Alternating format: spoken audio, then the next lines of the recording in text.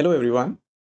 Commercial vehicle की companies like Tata Motors, Ashok Leyland, Eicher Motors last 2 सालों से अपने वॉल्यूम्स को बढ़ाने में स्ट्रगल कर रही थी एंड फाइनली कमर्शियल व्हीकल के volumes October and November month में डबल डिजिट से ग्रो करे हैं। लास्ट 2 सालों से सीवी साइकिल डाउन ट्रेंड में थी एंड फाइनली अर्ली साइंस दिखने लगे हैं एक पॉजिटिव सीवी साइकिल के। और इसी सीवी कंपनीज के एक प्लेयर को आज मैं आपके साथ डिस्कस करूंगा और उसका नाम है फोर्स मोटर्स। कमर्शियल व्हीकल वो होते हैं जो व्हीकल्स आपको रेवेन्यू जनरेट करके दें। अब वो ट्रक्स हो सकते हैं। अब ट्रक में भी 2 कैटेगरी हो सकती हैं, या तो वो माइनिंग में यूज़ हो रहा है लाइक डंपर्स एंड टिपर्स जो कोल को या स्टील को विद इन माइन मूव करता है, या फिर कोई कार्गो ट्रक हो सकता है जो उस कोल को या फिर कोई कार्गो को रोड्स पे मूव कर रहा है फ्रॉम वन लोकेशन टू दूसरी लोकेशन। देन फिर और ट्रक्स हो सकते हैं जो इंट्रा सिटी मूवमेंट में काम आते हैं, लाइक आपके छोटा हाथी। तो ट्रक्स जो हैं वो डिफरेंट कैटेगरी के हो सकते हैं डिपेंडिंग अपॉन कि वो वेट कितना कैरी कर रहे हैं। देन आपकी बसेस होती हैं, देन ट्रैवलर होते हैं जो टूरिज्म के पर्पज़ के लिए यूज़ होता है। तो ये ब्रॉड कैटेगरी है जिसमें कमर्शियल व्हीकल आते हैं। जब भी मैं कमर्शियल व्हीकल की साइकिल बोलता हूँ, इसका मतलब ये है कि जो कार्गो का मूवमेंट होता है या फ्रेट मूवमेंट होता है, वो साइकिल। और ये जो हमारे बसेस होती हैं, ट्रैवलर्स होते हैं, ये पैसेंजर व्हीकल्स में आते हैं, लेकिन ये इस साइकिल का पार्ट नहीं है। बट ट्रेडिशनली देखा गया है जब भी सीवी साइकिल आती है, जब भी ये फ्रेट वाले ट्रक्स जो ज़्यादा बिकने शुरू होते हैं या इनकी साइकिल जब आती है, तो पैसेंजर व्हीकल वाले जो कंपनीज़ हैं, वो भी उसके साथ अच्छा परफ़ॉर्म करती हैं। So before we go ahead, these are mandatory disclosures. Please take a moment to review these. First two are important. First says that I am a SEBI registered research analyst. And second, Force Motor is not in my personal portfolio. Commercial vehicle के different type हो सकते हैं depending upon वो load कितना carry करता है। तो एक कैटेगरी हो सकती है उसकी स्मॉल कमर्शियल व्हीकल की, जो कि कैरी करता है ग्रॉस व्हीकल वेट होता है। मतलब लोड के साथ उसका वेट 3.5 टन से कम है तो वो स्मॉल कमर्शियल व्हीकल आएगा। देन अगर 3.5 से 7.5 के बीच में है तो लाइट कमर्शियल व्हीकल आएगा। 7.5 से 12 के बीच में है तो intermediate and light medium commercial vehicle आएगा। देन 12 टन से अबव है तो medium and heavy commercial vehicle आएगा। देन फिर हमारे पास पैसेंजर कमर्शियल व्हीकल भी आते हैं जो एक अलग कैटेगरी है। अब फोर्स मोटर जो है ना वो सिर्फ यहीं ऑपरेट करता है। बाकी आपका टाटा हो गया, अशोक लेलैंड हो गया, वो ये सारा पूरा प्रोडक्ट पोर्टफोलियो है उनके पास सारे कैटेगरीज में। अभी जो भी कमर्शियल व्हीकल का इंडस्ट्री ग्रोथ था ना वो लेस देन 5% था पिछले क्वार्टर तक। फाइनली जाके वो एज एन इंडस्ट्री 8% से ग्रो करी है इन Q2 FY26। उसमें भी जो स्मॉल कमर्शियल व्हीकल है वो इंडस्ट्री जो है वो 11% से ग्रो करी है। लाइट वाली भी 9.54 से करी है। मीडियम और इंटरमीडिएट और मीडियम वाली 11% से करी है। देन जो मीडियम एंड हेवी है, ये सबसे इंपॉर्टेंट कैटेगरी होती है जो आपको कार्गो मूवमेंट में हेल्प करती है, इंटरसिटीज़। और जब भी पॉजिटिव सीवी साइकिल होती है ना तब ये पर्टिकुलर कैटेगरी जो है वो परफॉर्म करती है। अब इसमें देखो कि 6.16% की ग्रोथ आई है मीडियम एंड हेवी में। उसमें भी हेवी में सिर्फ 2% की थी। ये लास्ट 2 साल से नेगेटिव चल रही थी। फाइनली ये थोड़ी पॉजिटिव हुई है और मीडियम भी अभी थोड़ा। और ओवरऑल अगर मीडियम हेवी 6% है और हेवी 2% है तो मीडियम भी 10% से ग्रो किया है। फाइनली ये जो कैटेगरी है वो ही डिटरमाइन करती है पूरे सीवी साइकिल को। ये पॉजिटिव होगी तो ऑटोमेटिकली ये सारी चीज़ें भी पॉजिटिव हो जाएँगी।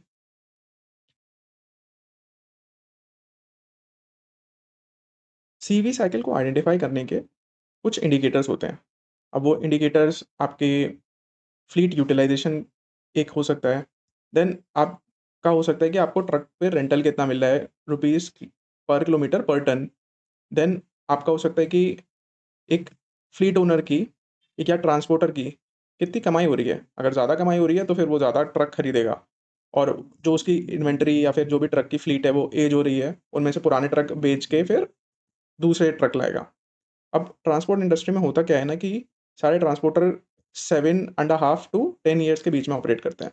मतलब जैसे ही उसका ट्रक 10 ईयर के ऊपर जाएगा, तो वो 10 ईयर वाला बेच के फिर एक और सेकंड हैंड ट्रक खरीद लेगा 7.5 साल का पुराना, और इसी बीच में ऑपरेट करता है। उसमें ओवर द ईयर्स उसे रियलाइज़ किया है कि इसी बीच में उसे मेंटेनेंस कॉस्ट कम पड़ता है और उसकी प्रॉफिटेबिलिटी वहाँ पे सबसे ज़्यादा होती है। तो ट्रांसपोर्टर्स यूजुअली ये करते हैं। तो अभी देखते हैं कि फ्लीट यूटिलाइजेशन जो है ना, हर कैटेगरी में कैसा हो रहा है। जैसे कि हेवी कमर्शियल व्हीकल के कार्गो वाले पोर्शन में जो यूटिलाइजेशन है, वो आप देखो कि वो भी डिप आया है, पिछले क्वार्टर से डिप आया है। टिपर्स में भी डिप आया है, देन मीडियम कार्गो व्हीकल्स में भी डिप आया है, और जो आपके इंटरमीडिएट वाले हैं उसमें भी फ्लैटिश है, और लाइट कमर्शियल व्हीकल में आप देखोगे कि ये अपवर्ड ट्रेंडिंग है। एंड बसेस में तो ये देखो आप क्लियर एक अप ट्रेंड की तरफ जा रहा है। देखने का ये है कि अभी तक ये फ्लैट ही था। देखो अब 2 सालों से लगभग-लगभग सब लोग फ्लैट ही हैं। फाइनली जाके एक बाकी सब like light commercial vehicle uptick पे आ रहा है, इंटरमीडिएट वाला भी एक अपटिक दिखा रहा है। देन मीडियम वाला भी फ्लैटिश है, लेकिन अपटिक अपवर्ड ट्रैजेक्टरी में आगे मूव करने की कोशिश कर रहा है। तो एक तो आप यहाँ देख सकते हो कि ये फ्लीट यूटिलाइजेशन में भी आपको थोड़े से पॉजिटिव साइंस मिल रहे हैं। 2 साल, पिछले 2 साल के कंपैरिजन में देखोगे आप, यहाँ पे तो डिक्रीज़ ही हो रहा था, फाइनली अप हुआ है। डिक्रीज़ हुआ है, देन अप हुआ है। डिक्रीज़ हुआ है या फ्लैट था, थोड़ा-सा अप हुआ है। डिक्रीज़ हुआ है, अप हुआ है। फ्लैट है, अप हुआ है। एक तो ये है कि हम देख रहे हैं कि फ्लीट यूटिलाइजेशन जो है अब ट्रांसपोर्टर्स का बढ़ रहा है। सेकेंडली, अभी जीएसटी रेट कट की वजह से क्या हुआ है कि उनकी ओवरऑल कॉस्ट भी, जो अपफ्रंट देनी होती है इन्हें, वो भी कम हो गई है। अब वो 8% से लगभग कम हुई है। पहले लगभग 28 लाख रुपए देते थे, अभी 26 लाख रुपए की पड़ेगी। अभी क्या है ना, मोस्ट ऑफ द ट्रांसपोर्टर जो है वो जीएसटी का तो इनपुट ले ही लेते हैं। बट अब पहले क्या था कि इनपुट जो है वो महीनों के, हर महीने के बाद आ रहा है, और ओवर पीरियड ऑफ 1 डेढ़ साल आप क्लेम कर पाते थे। अभी क्या है कि वो जीएसटी इनपुट आपको अपफ्रंट मिल जाएगा, क्योंकि जीएसटी ही कम हो गया है। देन आप ट्रक रेंटल्स देखो, 2.8 पे चल रहा था पहले मार्च में, और वो बढ़ के अब 3 का हो चुका है। तो ये नोमोरा की रिसर्च है, और उन्होंने बताया कि ओवरऑल जो प्रॉफिटेबिलिटी है एक ट्रांसपोर्टर की, वो बहुत इंक्रीज़ हो रही है। देखो पहले तो वो अपना ऑपरेटिंग प्रॉफिट जो था वो 29% पे था उसका एज़ परसेंटेज ऑफ रेवेन्यू, अब बढ़ के वो 32% पे हो गया है। देन नोमोरा ने और भी चीज़ बताई कि जो भी साइकिल आती हैं कमर्शियल व्हीकल की, उसमें देखो एक एक पीक बनता है, देन फिर एक डाउन साइकिल आती है, फिर एक पीक बनता है, फिर डाउन साइकिल आती है, फिर एक पीक बनता है, फिर डाउन साइकिल आती है। तो इस बार क्या हुआ है ना कि लास्ट 2-3 सालों में यहाँ फ्लैट हो गया है, और कोई पीक नहीं बना है। वो लास्ट ईयर जो भी लास्ट साइकिल था उसका पीक को उसने क्रॉस नहीं किया है। तो असम्पशन है कि आगे चल के ये पीक आएगी, और नोमुरा बोल रहा है कि वो एफआई 27 या एफआई 28 में आएगी, जब ये वॉल्यूम्स अराउंड 466 या 444 के बीच में, मतलब 450, मतलब यहाँ कहीं होंगे। तो ये क्लासिक केस है कि शायद ये अभी हम लोग इस साइकिल में यहाँ पर हैं, और हो सकता है कि आगे चल के हम लोग और बढ़ेंगे, और ये साइकिल और पॉजिटिव हो। तो यहाँ फ्लैट हो गया, फिर ये और पॉजिटिव हो के आगे जाए। तो ये थोड़े से इंडिकेटर्स हैं जो हमें देखे। हमने देखा कि फ्लीट यूटिलाइजेशन जो है वो बढ़ रही है। जो रेंटल्स हैं ट्रक के, वो बढ़ रहे हैं।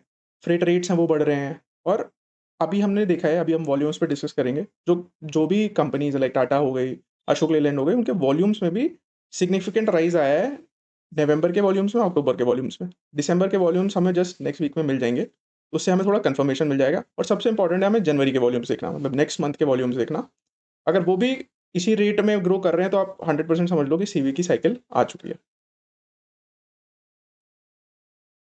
अशोक लेलैंड के वॉल्यूम्स पे अभी थोड़ा डिस्कशन करते हैं। अशोक लेलैंड जो है वो medium and heavy commercial vehicle के ट्रक्स तो बनाता ही है, बसेस भी बनाता है, and then light commercial vehicle भी बनाता है। और बस के नंबर्स पे हम लोग फोकस करते हैं। बसेस में भी डीग्रोथ था, बट पैसेंजर व्हीकल्स क्या होते हैं ना कि इनकी बहुत डीप सिक्लिकल नहीं होते ये। इनकी जब भी पॉजिटिव साइकिल आती है तो ये 20-25% पे ग्रो करने लगते हैं, और जब डिमांड ठंडी होती है तो 0% और माइनस, बहुत डीपली डीग्रोथ नहीं करते। तो इसलिए आप देखोगे कि जब डीग्रोथ का टाइम था, तब ये बहुत कुछ क्वार्टर्स में पॉजिटिव नंबर आ रहे थे, कुछ में नेगेटिव आ रहे थे। बट आप यहाँ देखो जून के बाद से क्लियरली एक पॉजिटिव ट्रेंड दिख रहा है ग्रोथ में। वैसे अगर हम ट्रक्स में देखें ना, तो ट्रक्स में देखो आप, बिल्कुल लास्ट के 1 साल में बिल्कुल ठंडा पड़ा था। कोई ग्रोथ नहीं आ रही थी, जहाँ पे भी थोड़ी बहुत ग्रोथ आती थी तो वो डीग्रोथ से कैंसल हो जाता था। तो आप ओवरऑल नंबर्स में भी देखो कि ओवरऑल नंबर जो थे उसमें भी सिंगल डिजिट से ग्रो कर रहा था। फाइनली जो है अक्टूबर के मंथ में देखो ये 11% से ग्रो किया है, और नवंबर के मंथ से और इंक्रीज़ हो रही है ये, 25% पे हुआ है। उसी में बस में देखोगे आप, तो बस में भी एक कंसिस्टेंसी देखने को मिलेगी आपको। 34% पे इंक्रीज़ हुआ है, एंड देन 35% पे इंक्रीज़ हुआ है। और लोअर जो लाइट कमर्शियल व्हीकल्स होते हैं उसमें भी आप देखो एक कंसिस्टेंसी आ रही है, 14%, 18%, 33%। तो एक यही मार्कर्स होते हैं। देखो आप वॉल्यूम जो है पूरे साल लास्ट ईयर सिंगल डिजिट से ग्रो करा है, किसी में डी-ग्रोथ भी आई है। बट फाइनली देखो नवंबर, अक्टूबर में 16% से ग्रो करा है यहाँ, और यहाँ पे 29% से ग्रो किया। सिमिलरली अगर आप टाटा मोटर्स के में देखोगे, तो आप देखोगे टाटा मोटर्स में भी एक वो हेवी कमर्शियल व्हीकल बनाते हैं, इंटरमीडिएट, लाइट कमर्शियल व्हीकल बनाते हैं, पैसेंजर कैरियर्स बनाते हैं, ये बसेज़ हैं। Then cargo small commercial vehicle में कार्गो और वो पिकअप ट्रक्स जो होते हैं वो हैं, छोटा हाथी जिसमें आता है। आप देखोगे लास्ट के 1 साल में डीग्रोथ है, देन फाइनली जाके अगस्त में थोड़ी-सी ग्रोथ आनी शुरू हुई है 10% की, और देखो अब ये ग्रोथ जो है ना वो इंक्रीज़ कर रही है over the period of time. उसी में हेवी वाले में देखोगे सेक्शन में, तो उसमें डीग्रोथ है, और फाइनली नवंबर में जाके एकदम से 34% की ग्रोथ। और इंटरमीडिएट में भी आप देखोगे कि एकदम से 35% की ग्रोथ। और आप पैसेंजर कैरियर्स में देखोगे तो फ्लैट था ये बिल्कुल, नहीं नाउ 11 टू 12% से ग्रो कर रहा है यहाँ पे। तो एक क्लियर दिख रहा है हमें कि अशोक लेलैंड में भी ग्रोथ आ रही है, टाटा मोटर्स में भी ग्रोथ आ रही है। अभी थोड़ा फोर्स मोटर्स में करते हैं डिस्कशन। फोर्स मोटर्स तो सिर्फ पैसेंजर कमर्शियल व्हीकल ही बनाता है। तो उसमें देखोगे आप कि ऐसे बहुत डीग्रोथ नहीं थी उसके डोमेस्टिक वाले पोर्शन में।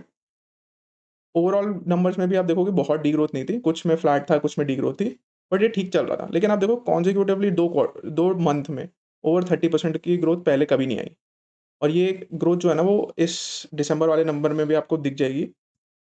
इम्पोर्टेंट ये है देखो कि जनवरी में ये नंबर कितना ज़्यादा था, 3000। देखो अभी तक तो 2800 कर रहे हैं, ये 3500 समथिंग है। अब ये यहाँ पे कितना, इससे अगर 30% की ग्रोथ लानी है तो इन्हें 4500 करना पड़ेगा, जो कि इन्होंने पहले कभी नहीं किया।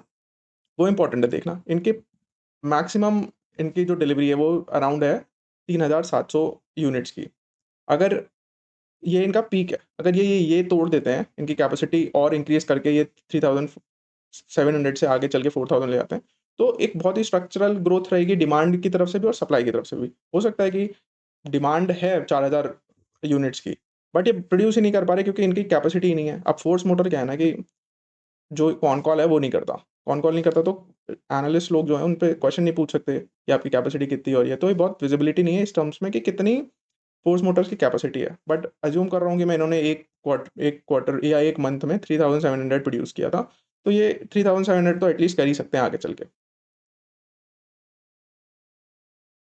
नोमुरा बोल रहा है कि स्ट्रक्चरल ड्राइवर्स तो हैं, जो ट्रिगर कर सकता है नेक्स्ट सीवी की अपसाइकिल को। अब जैसे हम लोगों ने डिस्कस करा था कि फ्रेट रेट्स जो हैं वो इंक्रीज़ हो रहे हैं। देन जीएसटी कट से क्या है, जो अपफ्रंट पेमेंट देनी होती है ट्रांसपोर्टर को, वो कम हो चुकी है। देन एवरेज फ्लीट जो थी वो अभी 10 साल की हो गई। अभी क्या हुआ था कि लास्ट सीवी साइकिल में या फिर कुछ सालों में, पिछले 2-3 सालों में, जो यूज़्ड सीवी व्हीकल है ना, उसके प्राइसेज़ जो हैं वो बहुत बढ़ गए थे। अब तो फिर जो था, जो क ट्रांसपोर्टर जो सोच रहा था कि मैं मेरा अब ट्रक 10 साल का हो गया है, मुझे साढ़े 7 साल वाला ट्रक खरीदना है, उसके दाम बहुत बढ़ गए थे। तो ट्रांसपोर्टरों ने क्या करा कि उन अपने ट्रक को तब बेचा भी नहीं और उसे बेच के नया नहीं खरीदा। उन्होंने सोचा कि हम लोग 1-2 साल और इस पे क्या नाम है, इसे ही ट्रक को यूज़ कर ले रहा हूँ मैं, और इसकी एज फिर 12 साल हो जाएगी। अब ट्रक में क्या होता है ना कि जैसे-जैसे उसकी एज होती है, उसका मेंटेनेंस कॉस्ट बहुत ही ड्रास्टिकली बढ़ने लगता है। तो वो 12 साल के बाद तो नहीं चला पाएगा उसे। तो अब 12 साल के बाद तो उसे बेचना है, तो वो एकदम से डिमांड आ जाएगी क्योंकि उसने अभी लास्ट 1-2 साल में अपना ट्रक जो है वो बेच के नया नहीं खरीदा, साढ़े 7 साल वाला, क्योंकि प्राइस बहुत बढ़ गए थे। अब प्राइस इतने बढ़ जाएँगे तो फिर वो सोचता है ना कि मैं अभी यही वाला चला लेता हूँ, देखता हूँ जब प्राइस थोड़ा कम होंगे तो अब ये खरीदूँगा। बट वो एक एक्सटेंट तक ही होता है, वो चीज़ है। देन गवर्नमेंट ने रेगुलेटरी नॉर्म्स भी लगाए हैं। बोला है गवर्नमेंट कि अपने ट्रक में एसी लगाओ, BS6 के नॉर्म्स फॉलो करो। तो ये सारे नॉर्म्स हैं, ये भी पुश कर रहे हैं ट्रांसपोर्टर को कि अपनी पुरानी जो फ्लीट है, जो भी एज हो चुकी है, उसे बेच के आप थोड़ी-सी नई करो। देन नोमुरा बोल रहा है कि पूरी इंडस्ट्री की ग्रोथ, जो मीडियम हेवी कमर्शियल व्हीकल की इंडस्ट्री थी, उसकी ग्रोथ जो थी, वो लास्ट 2-3 सालों में बहुत ही कम थी, लाइक लेस देन 5%। तो वो बोल रहा है कि अब रिन्यू हो जाएगी वो, और वो एफवाई 26, 27 या 28 में अराउंड 8 टू 10% की रहेगी।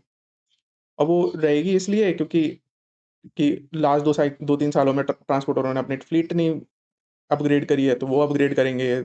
देन वही जीएसटी वाला आपको फ़ायदा मिलेगा। और ये भी बोल रहा है कि अभी जो डेडिकेटेड फ्रेट कॉरिडोर्स हैं, उसमें जो 30% जो फ्रेट चलता है, वो अभी भी नॉन बल्क चलता है। अब नॉन बल्क, आप क्या है ना कि अगर बल्क कार्गो है तो आप ट्रेन से भी लगा सकते हो। लेकिन नॉन बल्क जो है वो आपको रोड से ही जाना पड़ता है।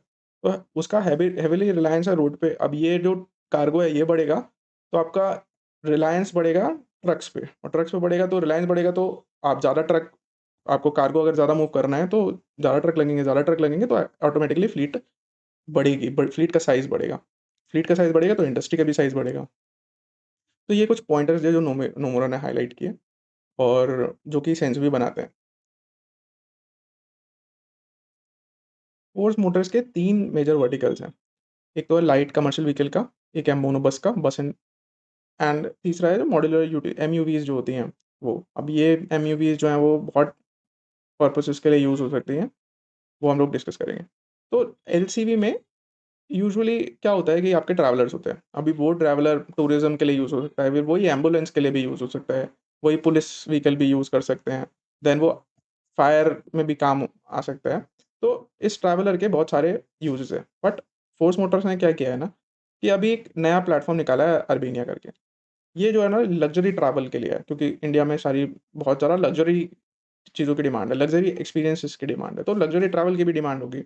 अगेन, तो ये जो अर्बेनिया है, इनकी इन मैनेजमेंट के इंटरव्यू में ये बोलते हैं कि अभी ये 600 यूनिट्स पर मंथ जो है वो प्रोड्यूस कर रहे हैं, और इसे आगे ले जाने का इनका पूरा प्लान है, क्योंकि ये ट्रैवलर से ज़्यादा मार्जिन एक्रेटिव है। तो ये सोच रहे हैं कि ट्रैवलर का सारा मार्केट अगर अर्बेनिया से हम लोग कन्वर्ट कर दें, तो एज़ अ कंपनी के लिए काफ़ी बेनिफिट है। थोड़ा कैनिबलिज़्म तो हो ही रहा है, बट ये कंपनी मैनेजमेंट बोलता है कि हमने एक नया सेगमेंट निकाला है, क्योंकि हमारी ट्रैवलर की डिमांड तो नहीं इतनी कम हुई है, लेकिन अर्बेनिया की डिमांड और आ रही है, क्योंकि लोगों को लग्ज़रियस ट्रैवल करना है। देन बसेज़ हैं, बसेज़ जो हैं वो स्टेट ट्रांसपोर्ट में यूज़ हो सकती हैं, देन स्कूल बसेज़ में यूज़ हो सकती हैं। तो ये पूरी बिज़नेस और पूरा जो इंडस्ट्री है ना पैसेंजर कैरियर की, इसकी एक रेगुलर डिमांड रहती है जो कि रिप्लेसमेंट की होती है। क्योंकि 10-15 साल बाद वो बस को हटा के फिर दूसरी बस लानी पड़ती है। तो एक रिप्लेसमेंट वाली डिमांड हमेशा रहती है इसमें। तो आप समझो कि जीडीपी जितनी ग्रो कर रही है उतना तो इसका डिमांड रहेगी, प्लस जो रिप्लेसमेंट की डिमांड है वो। तो अब ये जो है इसीलिए जो पैसेंजर कैरियर व्हीकल्स होते हैं ना वो उसकी डिमांड हमेशा ज़्यादा ही रहती है एज़ कम्पेयर टू आपके फ्रेट की डिमांड से। देन आपके मॉड्यूलर यूटिलिटी व्हीकल्स होते हैं। अब ये यूज़ हो सकते हैं आपके जो जंगल सफारीज़ होती हैं उसमें, मिलिट्री के कॉन्ट्रैक्ट्स होते हैं, मिलिट्री में आपको गुरखा वगैरह चाहिए होती है वो।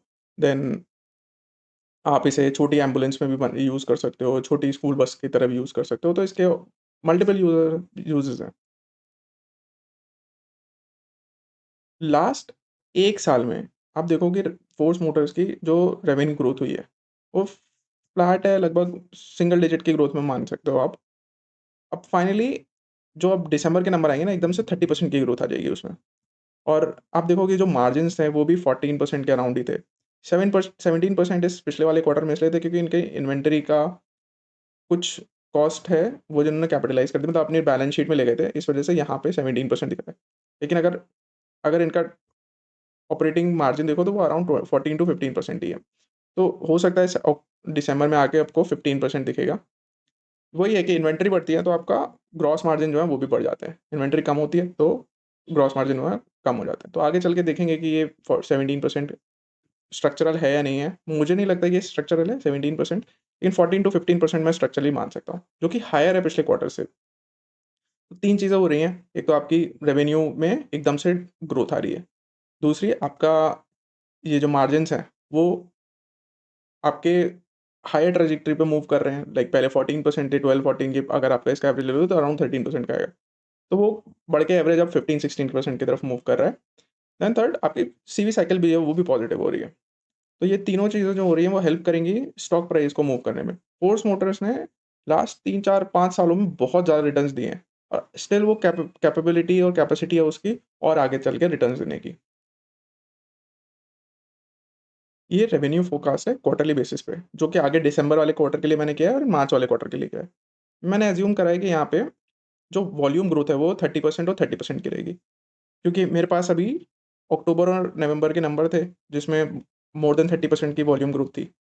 और ये मैंने रियलाइज़ किया कि जब भी मैंने अपने रेवेन्यूज़ को divide by number of vehicle उन्होंने कितने उस पीरियड में सेल करे, उसे करा तो मेरे पास एक ये फिगर्स आई कि 26 लाख के व्हीकल 26 लाख का एवरेज रियलाइज़ेशन होता है, या 31 लाख का होता है या 22 लाख का होता है। तो ओवर हियर सितंबर में देखो, आप लास्ट सितंबर में कर कैल से कंपेयर करोगे तो लास्ट सितंबर में 26 लाख का रियलाइज़ेशन हो रहा था, अभी 25 लाख का हो रहा है और 27 लाख का हो रहा है। तो ये रियलाइज़ेशन का मतलब ये है कि एक व्हीकल ये पहले 26 लाख का बेच रहे थे और अब 27 लाख का बेच रहे हैं।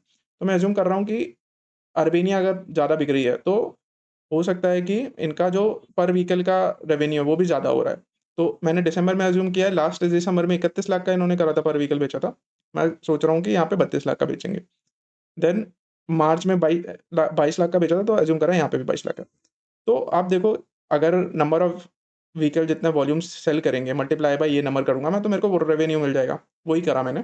तो दिसंबर के रेवेन्यू और मार्च के रेवेन्यू देखोगे और उन्हें कंपेयर करोगे पिछले ईयर के, तो आप देखोगे ये 7% लास्ट क्वार्टर की ग्रोथ से एकदम से 34% इस वाले क्वार्टर की ग्रोथ आएगी। देन नेक्स्ट क्वार्टर में 32% की आएगी। और पार्ट में देखो आप कितनी ग्रोथ है, 100% की ग्रोथ है। और यहाँ पे 33% का डिक्लाइन इसलिए क्योंकि यहाँ पे आप देखो अदर इनकम जो थी, वो उसका कंट्रीब्यूशन बहुत था। अगर ये 400 करोड़ हटा दोगे ना इसमें से, तो देखो आप इसका पूरा पैट जो है वो लेस देन 100 करोड़ हो जाएगा। तो इसीलिए आप देखोगे अगर ये 100 करोड़ होता, तो यहाँ पे भी लगभग 100% टू 100% तक की ग्रोथ थी। यहाँ मैंने ईयरली फोरकास्ट किया है एफवाई 26 का, और बेस केस में माना है कि ये 10,000 करोड़ कर पाएगा इस साल, और थोड़ा बैड केस में माना है कि 9,000 करोड़ करेगा। ये बेस केस आया है कैसे, जो मैंने पिछले अभी क्वार्टर में फोरकास्ट किया था, दिसंबर क्वार्टर का और मार्च क्वार्टर का, वो सब और जून का हमें पता ही है, सितंबर का हमें पता ही है। उन्हें सम अप कर लूँगा तो मैं 10,000 करोड़ आ जाता है। यहाँ पे देखो कि ईयरली सेल्स ग्रोथ कितनी आ रही है, 24%, बैड केस में 12% आ रही है। और एबिटा मार्जिन्स मैंने लिए अराउंड 16% के, क्योंकि लास्ट क्वार्टर में 17% आया था, उससे पहले 13% आया था। तो मैं अज़्यूम कर रहा हूँ कि इस नेक्स्ट 2 क्वार्टर में आके 15% आएगा, तो ओवरऑल 16% रहेगा। उससे मुझे जो पैट की ग्रोथ मिल रही है अपने इस साल, बेस केस में वो मिल रही है 31%, और अगर बैड केस में है तो 17% मिल रही है। तो आप देखो कि प्राइस टू अर्निंग अभी स्टॉक का ना अराउंड 30 पे चल रहा है, और 30 पे चल रहा है, तो अगर मैं इसे ईयर एंड में भी अगर ये पैट आता है तो 30 से का ही देता हूँ, तो अराउंड 23,000 या 24,000 तक का स्टॉक प्राइस चला जाना चाहिए। ये एक एस्टिमेशन है खाली। और अगर बैड केस हुआ तो अराउंड 17-18,000 पे रहना चाहिए। करंटली कितना चल रहा है? 18,500। तो अभी मैं कुछ सिनेरियोज़ बनाए हैं देखने के लिए कि बुल, बेस और बियर केस में क्या होगा अगर ईपीएस मेरा 796 आता है, मतलब बैड बेस केस वाला आता है। अगर ये ईपीएस आया और मान लो कि मार्केट जो है वो बुल में है, बुल फेज़ में है, तो हो सकता है जो प्राइस टू अर्निंग है वो 40 भी चला जाए। अगर बेस केस में जैसा अभी चल रहा है तो 30 भी रह सकता है, और बियर मार्केट आ गया तो पी जो है और कॉन्ट्रैक्ट होगा 25 पे भी चले जाएगा। लेकिन अगर ईपीएस इतना है, तो प्राइस देखो आप 31,800 रह सकता है, 23,000 भी रह सकता है और 19,000 भी रह सकता है। तो देखो आपकी एक मूवमेंट स्टॉक प्राइस का, जो कभी करंट प्राइस है, उससे 8% से 72% इतना बड़ा स्प्रेड है उस स्टॉक प्राइस का मूव करने का, अगर बेस केस अगर ये एग्ज़ीक्यूट होता है तो। हो सकता है कि मेरा बैड केस हो जाए, 12% की ही ग्रोथ आए खाली। मार्च वाला क्वार्टर में ब्लंडर हो जाए कुछ, तो सिर्फ़ 12% की ही ग्रोथ आएगी। और 12% की ग्रोथ आएगी तो उसका ईपीएस जो है वो कितना रहेगा? ₹712। तो 712 मैंने यहाँ पे लिख लिया है, और फिर सिनेरियो दिया है कि अगर बेस केस, बुल, बेस और बियर केस बनाया उसमें। अब सिंस इनकी ग्रोथ जो थी ना वो एकदम से कम हो गई, एक्सपेक्टेशन के हिसाब से कम हो गई। तो क्या होगा ना, इवन बुल केस में भी इन्हें 25 का पीई मिलेगा, थोड़ा पीई कम हो जाएगा। देखो इस केस में, बुल केस में 40 मिल रहा था, इस केस में क्योंकि इनकी एक्सपेक्टेशन भी मार्केट से कम हो गई, तो ये मार्केट उसे और कॉन्ट्रैक्ट कर देगा।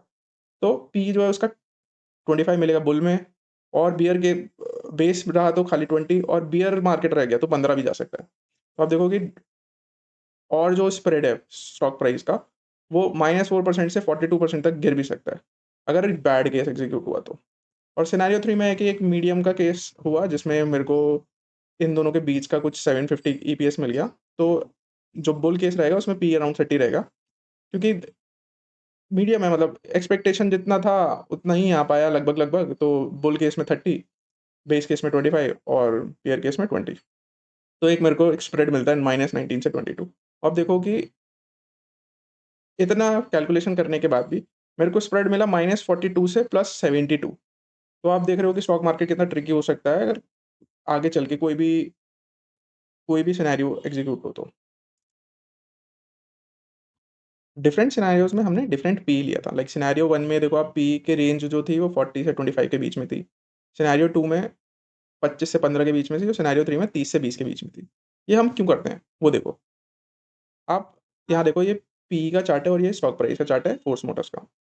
अभी यहाँ से देखना शुरू करो। यहाँ से देखो, आपकी ईपीएस जो थी वो स्टेडीली ग्रो कर रही थी, और यहाँ से ये देखो, ये ईपीएस होता है, ये एक बार जो है वो एक ईपीएस है। तो यहाँ से एकदम से ज़्यादा ग्रोथ आती है ना, तो पी थोड़ा कॉन्ट्रैक्ट करता है। तो देखो, पी यहाँ पे एकदम से शार्पली फॉल हुआ। लेकिन मार्केट अज़्यूम कर रहा था कि ये पी जो ईपीएस है ना, वो ऐसे ही ग्रो करता रहेगा। तो पी एक्सपैंड हो गया। जब पी एक्सपैंड हुआ तो देखो, आपकी प्राइस जो है एकदम से ऊपर ऊपर की तरफ मूव हुआ। फिर देखोगे ईपीएस की जो ग्रोथ थी वो कम हो गई। यहाँ से यहाँ पे ग्रोथ कम है, और देखो यहाँ पे फ्लैटिश है। तो क्या होगा ना, जब भी ऐसा होगा कि पिछले वाले से ग्रोथ कम रहेगी और आगे चल के पी जो है फ्लैट, मार्केट अज़्यूम ही कर लेता है आगे कम। तो अगर ये फ्लैट रही, तो पी जो है डी-रेट होना शुरू होता है। जब पी डी-रेट होगा तो आपका स्टॉक प्राइस भी गिरेगा। भले ही आपका ईपीएस बढ़ रहा है, तब भी आपका पी डी-रेट होगा। और देखो, आपकी यहाँ पे डी-रेटिंग हुई तो स्टॉक प्राइस का मूवमेंट पे यहाँ पे नहीं हुआ। फिर इस प्राइस पे आया यहाँ पे, और फिर देखो ये यहाँ से एकदम से थोड़ी ग्रोथ आनी शुरू हुई ईपीएस में। तो फिर क्या हुआ कि पी भी थोड़ा ग्रो करने लगा, और फिर वो आगे चल के यहाँ पे 40 पे गया, और यहाँ पे देखो कि यहाँ पे टेपर हुआ, तो पी जो है वो कॉन्ट्रैक्ट हो गया, और यहाँ से यहाँ पे गया एकदम से। जब एकदम से पी की ग्रोथ आती है इतनी ज़्यादा, तो एकदम से फॉल करता है पी। ये क्यों करता है? पी क्या होता है? Price upon earnings. प्राइस अगर सेम रहा और एकदम से अर्निंग्स बहुत बढ़ गई, तो क्या होगा? एक सडन फॉल आएगा पी में। बट ये एक ट्रिगर होता है आगे चल के कि यहाँ से पी एक्सपैंड करेगा। तो जब अगर यहाँ से पी और एक्सपैंड करेगा, तो आपका स्टॉक प्राइस भी जो है वो आगे चल के बहुत बढ़ेगा। तो ये एक थोड़ी-सी सिंपल सी थ्योरी है, आप जो कोरिलेशन और थोड़े पास्ट इवेंट्स को देख के एनालाइज़ कर सकते हैं। यहाँ पे मैंने कोरिलेशन किया है between force Motors and Ashok Leyland. अब देखो कि जब भी एक पॉजिटिव सीवी साइकिल आती है, तो अशोक लेलैंड का स्टॉक अच्छा करना चाहिए, क्योंकि अशोक लेलैंड का काफ़ी पोर्टफोलियो जो है वो हेवी कमर्शियल व्हीकल्स में है। देखो, जब भी अशोक लेलैंड बढ़ता है या उसकी एक अच्छी साइकिल आती है तो वो बढ़ता है, तो आप देखो फोर्स मोटर भी उसी हिसाब से बढ़ता है। जब वो गिरता है तो फोर्स मोटर भी उसी हिसाब से गिरता है, एंड देन आगे देखो कि ये अभी जो अशोक लेलैंड लास्ट 1 साल में अच्छा रिटर्न दिया है और अच्छा बढ़ा है आगे, तो उसी हिसाब से फोर्स मोटर्स भी आगे बढ़ा है। तो वैसे तो सीवी साइकिल से का कोई भी रिलेशन नहीं है पैसेंजर कमर्शियल व्हीकल में। बट हमने पास्ट अपने एक्सपीरियंसेस में देखा है कि ये दोनों का कोरिलेशन बहुत है। तो जब भी एक पॉजिटिव सीवी साइकिल आती है, पैसेंजर कमर्शियल व्हीकल के भी स्टॉक उसी के हिसाब से परफ़ॉर्म करते हैं। तो इसलिए केस बनता है फोर्स मोटर्स का कि हाँ, आगे चल के और हमें स्टॉक प्राइस में मूवमेंट देखने को मिल सकता है, अगर पॉजिटिव सीवी साइकिल आई तो। अभी थोड़ा एंटीथेसिस एंड रिस्क डिस्कस करते हैं, वो जो कि बहुत इंपॉर्टेंट भी है। हमने देखा था कि सीवी साइकिल और पैसेंजर सीवी साइकिल का ज़्यादा रिलेशन नहीं है कोई। बस ये हमने पास्ट में देखा है तो कि कोरिलेशन है कोई, वैसे फंडामेंटली बहुत रिलेशन नहीं है। क्योंकि अगर फ्रेट ज़्यादा मूव हो रहा है तो उससे कमर्शियल क फ्रेट ज़्यादा मूव हो रहा है तो पैसेंजर कमर्शियल व्हीकल का उससे ज़्यादा कोई मतलब नहीं है। तो बहुत ही, अगर फ्रेट ज़्यादा मूव हो रहा है, इकोनॉमी में ज़्यादा मो मोबिलिटी की डिमांड आ रही है, तो ही ये चीज़ चलेगा। फ्रेट मूवमेंट से इसका कोई रिलेशन नहीं होता। तो हो सकता है कि पॉज़िटिव सीवी साइकिल हो और ये पैसेंजर कमर्शियल साइकिल की उससे कोई बेनिफिट ना आए या फिर वो स्टॉक ना चले। देन क्या है कि इनके जो प्रोडक्ट्स हैं फोर्स मोटर्स के, वो टोटली डिपेंडेंट है ट्रैवलर पे, अर्बेनिया पे, एम्बुलेंस एंड बस पे। तो हो सकता है ना कि बसेस भी क्या है कि कोई ट्रांसपोर्टर इतना नहीं खरीदता, जितना स्टेट गवर्नमेंट खरीदती है। तो उस हो सकता है कि वो उतना टेंडरिंग ना करे। एम्बुलेंस भी जो है वो गवर्नमेंट हॉस्पिटल के होते हैं, तो वो भी इतना टेंडर ना करे। अर्बेनिया जो है वो शायद इतना पिकअप ना करे, क्योंकि अगेन मोबिलिटी की डिमांड जो है वो लिमिटेड है। देन हमने देखा था कि अभी जो प्राइसेज़ हैं, सिल्वर के प्राइसेज़ बहुत बढ़ चुके हैं, ज़िंक के प्राइसेज़ बहुत बढ़ रहे हैं एकदम से, कॉपर के प्राइसेज़ बहुत बढ़ रहे हैं। तो हो सकता है कि कॉस्ट पुश इन्फ्लेशन आ जाए इन सारे कमर्शियल व्हीकल की कंपनीज़ पे, क्योंकि at the end of the day तुम्हें यूज़ तो रॉ मटेरियल मेटल्स ही करने हैं। तो मेटल्स अगर ज़्यादा हो जाएँगे और आप उसे पास थ्रू नहीं कर पाए अपने कस्टमर को, तो क्या होगा, आपके एबिटा मार्जिन जो है वो कॉन्ट्रैक्ट कर जाएँगे। देन क्या होता है ना कि इनका अर्बेनिया जो प्लेटफ़ॉर्म है वो अभी रिसेंटली आया है। तो हो सकता है आगे चल के कि इसका रैंप अप जो जितना मैनेजमेंट एक्सपेक्ट कर रहा है, उस हिसाब से ना हो। अभी तो वो 600 यूनिट्स पर मंथ बना रहे हैं। बट हो सकता है कि जो मैनेजमेंट टारगेट कर रहा है, मे बी 1000 लेके जाना है ऐसे, और वो ना हो पाए, तो एबिटा मार्जिन जो है वो शायद 13 से 14% ही रह जाएँ, आगे चल के ये 17% या 18% पे ना मूव करें।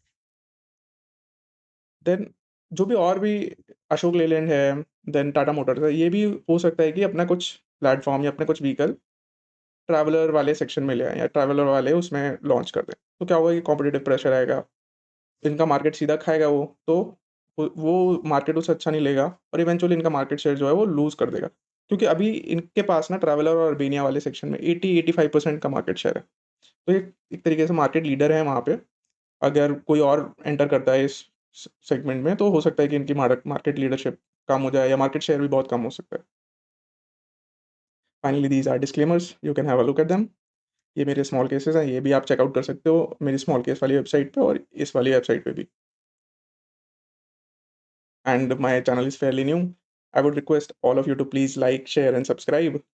एंड आपका कोई भी डाउट है तो आप मुझे कमेंट सेक्शन में पूछ सकते हो। And I will see you guys in the next video.